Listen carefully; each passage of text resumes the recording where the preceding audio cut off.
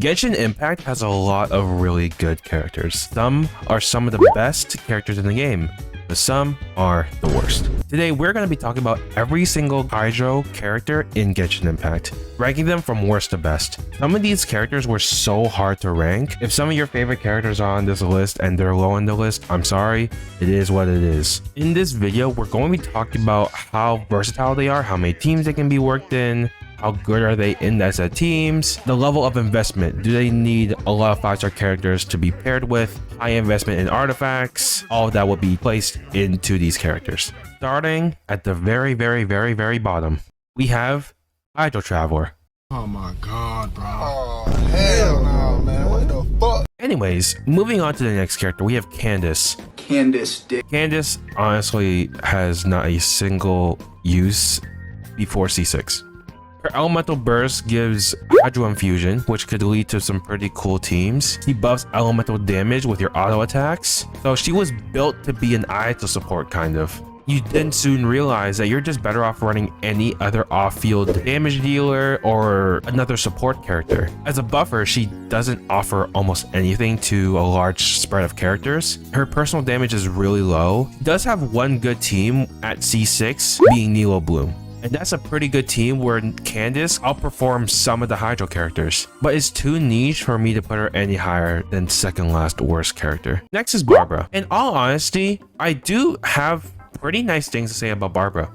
She isn't actually a god-awful terrible character. She has some pretty cool uses. Barbara's best team is of course Nilou Bloom being a Hydro healer in replacement for Kokomi. What's nice about Barbara is of course when you have her at C6, she does have the revive.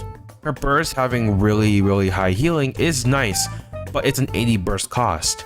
So you have to build her with high energy recharge. In Nilou Bloom, Barbara would be built on high elemental mastery for your blooms to deal more damage, because Barbara would also be triggering some of the blooms. And then that would really hinder how much ER and how much healing you would actually get. In Nilou Bloom, she is a very decent-ish option in there. And I could actually see and recommend you using Barbara in that team. Barbara doesn't have a lot of use. I do actually think she's pretty overhated. I know she does put you in the Hydro state so you can get frozen or electrocharged, and it does suck. But Barbara isn't that bad. She is third worst, but honestly, she ain't that bad. I have a lot more negative things to say about this next character, and that's Mona. I really don't enjoy Mona. Mona has a really unique buff with her burst, damage bonus, and increasing damage done to the opponent, but the lack of off-field Hydro makes me want to slam my face into a burning hot iron. Mona's pretty good in freeze, but outside of that, she doesn't really find a whole lot of teams where she's useful. Other than cool big number one-shot showcases, she doesn't have any team where she's actually a better option than sometimes even Barbara. Mona's lack of off-field Hydro really stands out when you need it. It lasts so short, it doesn't do almost any damage, it doesn't offer you almost anything unless you're building 4-piece tenacity. Mona though, I think is overrated as hell. I don't think anybody should be playing Mona unless you don't have Kokomi and you're playing freeze. And that's where Mona can shine. And I can freeze because she's quick swap and her short Hydro application won't be that noticeable. But other than that, I really just don't like Mona. I think she's just a complete waste of a party slot. So Mona's fourth on this list. Hey, sorry to interrupt, but I've noticed you're this deep into the video, and are you a part of that 99% of people who aren't subbed to my channel? We both win in this situation. Come on, you go ahead. There's this red subscribe button. Go down there and press it. Press those post notifications. So every time I upload like this, you will always see it. Make sure to press that like button. For Christmas, go ahead and press that like button for me. Come on now. I'm bringing you a gift for Christmas, and it's this video, so you guys can enjoy it. How about you give me a gift and press that like and subscribe button? I think this will genuinely surprise a lot of people. But I also think y'all would understand where I'm coming from. And we already talked about this character, that's Nilou. It's just how locked she is why she's 5th on this list.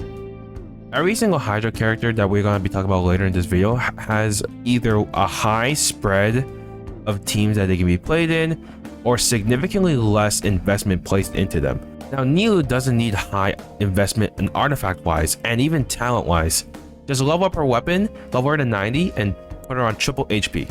But what restricts her is she's pretty locked to that one team, and Without Nahida, she does lack severely. Nilou without Nahida is not terrible, don't get me wrong, but you do significantly notice it. Nahida's wide team buff of Elemental Mastery is such a fat buff, it's very noticeable. Her being a Bloom specific character is cool, but on this list, when we're talking about comparing her to the other Hydro characters, I think y'all will understand that every other Hydro character will have a wider spread of use versus Nilou. If I'm completely talking about just their damage and not talking about everything, Nilou would probably be higher. Her best team has 3 5-stars in it, sometimes even 4 5-stars in it. Nilou Bloom is insanely strong. It's just her lack of versatility, and that's basically it. Next on this list, we're going to be talking about Tartag.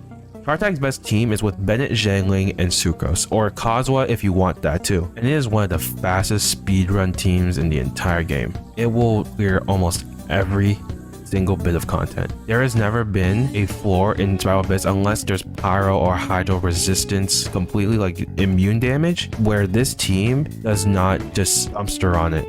Now, Tartag doesn't work in a lot of teams. His only 2 teams that I really see Tartag being used in is Taze or the international team. Also, again, it is the cheapness of Tartag. Tartag's 2 teams carry just mainly 4-stars.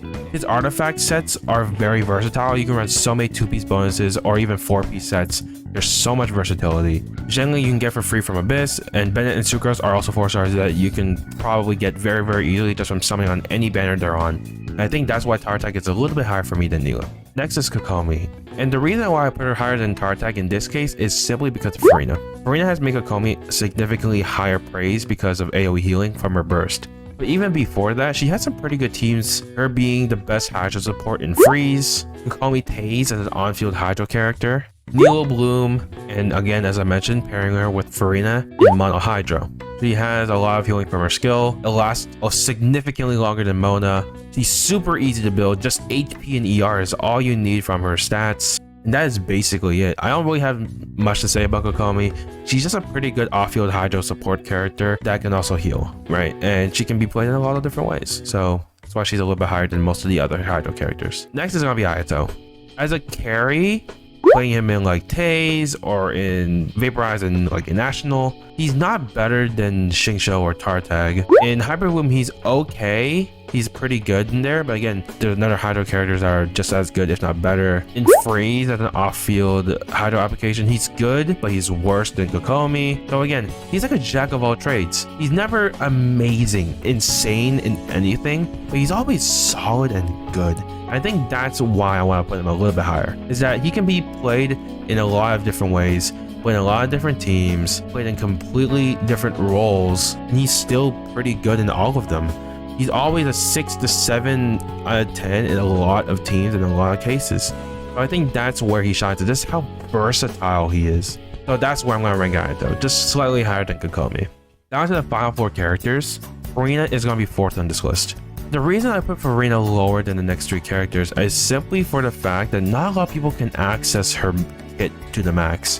And what I mean by that is that you need a healer if you're playing her as her intended role, doing skill damage and her ults for fanfare stacks. You need a healer playing with Furina. She is not a healer. So if you don't have Jean, high healing Bennett, Kokomi, Baiju, or any of the AoE healers, it's gonna really hinder how good Furina is. So as much as Furina has impacted a lot of people and how powerful she is with her buff and her overall damage output, it's just the fact that not a lot of people do have what she needs, and that's an AoE healer. Her best team has a lot of 5-stars in it. Again, not a lot of people have that. As powerful as she is and how good she is individually, is the more expensive and niche aspects of her that do lead her a little bit lower than the next 3 characters. Next on this list, I think won't surprise anybody, is going to be Yelan. I think maybe some people will think Yelan is higher, but I think Yelan sits perfectly in 3rd place. She gives up defensive utility for high damage and a little bit of support from her passives. And I like that. I think it makes her relatively decently balanced as a C0 5-star character.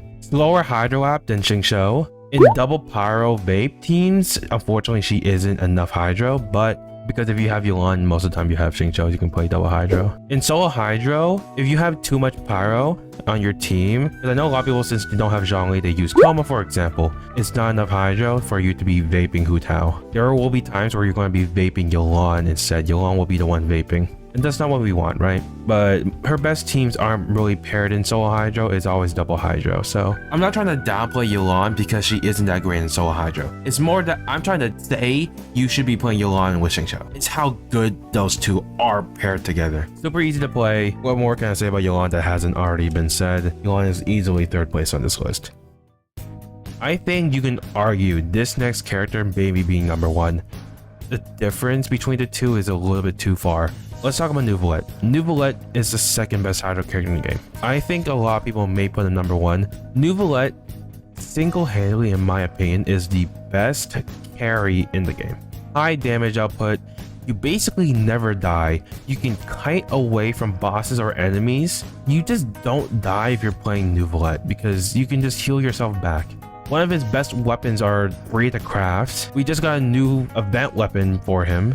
Neuvillette just has so much flexibility and so much use. You can slot him in almost any core. Hyper Bloom, Phase, not really Vape, but you can use him in Vape. I can't really say much more about Neuvillette that hasn't already been said. At C0, high damage, heals himself, super flexible, you can kite away from danger, you can move around while charging your charge attack. Neuvillette is definitely number 2 on this list. Finally, I don't think we'll surprise anybody, we have Xingqiu. Simply put it, and I would think a lot of people won't notice it when you play with him, and it's simply for the fact of how tanky he makes you.